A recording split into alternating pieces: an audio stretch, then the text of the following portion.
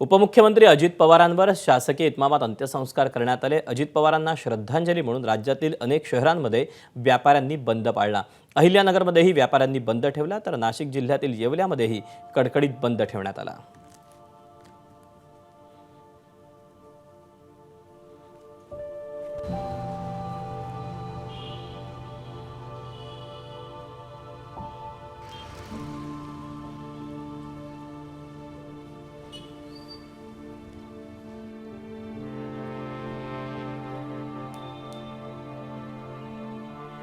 राज्याचे उपमुख्यमंत्री अजितदादा पवार यांचं काल विमान दुर्घटनेमध्ये निधन झालेलं आहे आणि याच बातमीनंतर संपूर्ण राज्यभर शोककळा पसरलेली आहे। आणि आपण आज बघतोय नाशिकमधले जी महत्त्वाची शेतकऱ्यांची मार्केट कमिटी आहे, कृषी उत्पन्न बाजार समिती आहे, त्यामध्ये आज कडकडीत बंद पाळला जातो आहे।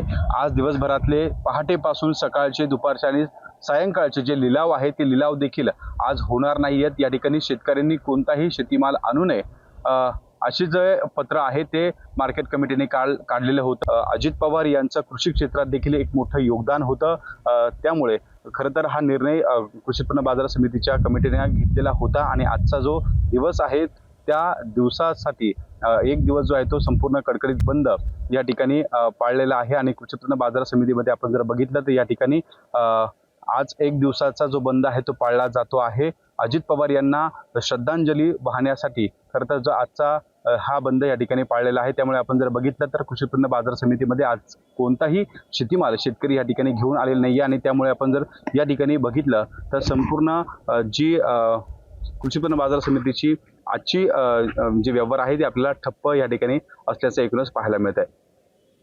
कॅमेरामन किरण कडरेसह शुभम बोडके, एबीपी माझा, नाशिक। एबीपी माझा, उघडा डोळे बघा नीट।